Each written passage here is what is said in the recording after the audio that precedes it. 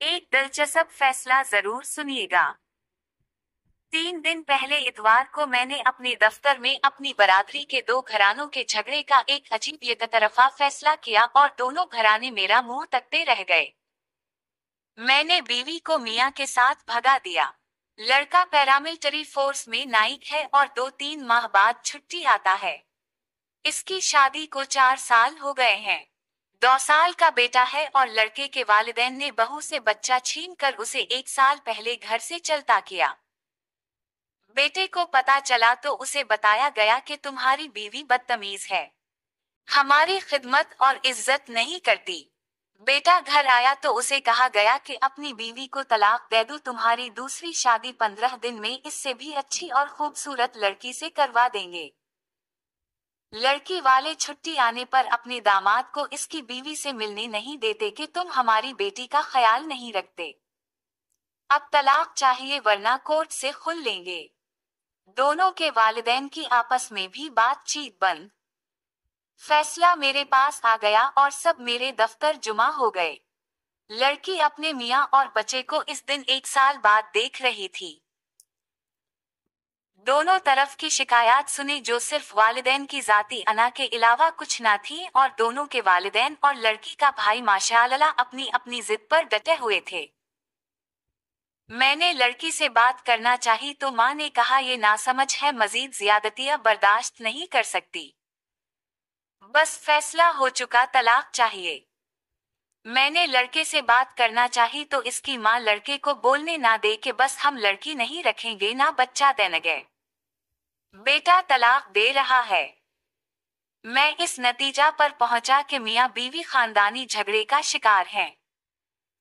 मैंने दोनों के वालिदैन से जरा सख्ती से कहा कि मैं मियां बीवी से अलग बात करूंगा तो सब चुप हो गए।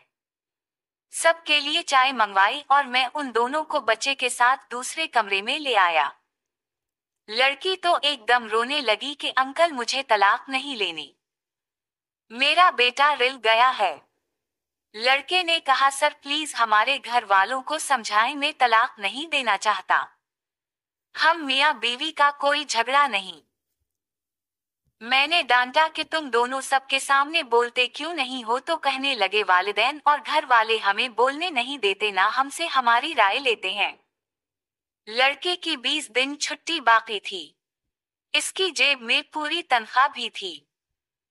मैंने कहा बेटा तुम अपनी बीवी बच्चे को लेकर मरी और एबटाबाद भाग जाओ और मोबाइल बंद कर दो, तब तक मैं तुम्हारे कमांडिंग ऑफिसर से यूनिट क्वार्टर दिलवाने की कोशिश करता हूँ। दोनों खुश हो गए और बच्चे को लेकर मेरे ऑफिस से चले गए। मैं उठकर दूसरे कमरे में आ गया। सब उसी तरह रौ से बैठे थे। मैंने कहा दोनों मियां बीवी जरा आपस में बात कर ली तो बलवाते हैं। जब मुझे यकीन हो गया कि वो अब तक दूर जा चुके होंगे तो मैंने घंटी बजाकर ऑफिस बॉय से कहा कि मेहमानों को इस कमरे में बल्ला लाओ।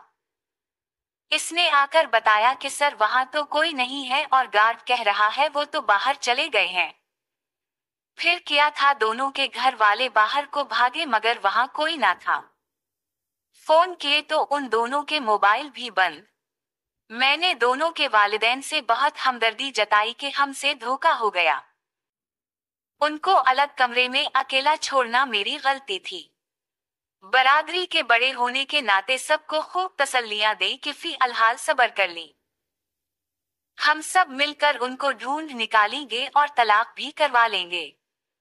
बेचारे क्या करते। कुछ देर बैठे और फिर बगैर सलाम दुआ के अपने अपने घर जाने को ऑफिस के बाहर सड़क पर रिक्शे ढूंढ रहे थे। दोनों मियां बीवी भी ऐसे बेमरूत निकले कि 3 दिन में मुझे भी फोन नहीं किया और इनके मोबाइल नंबर अभी तक बंद हैं। चलो मौजा मारी, खुश रही, आबाद रही।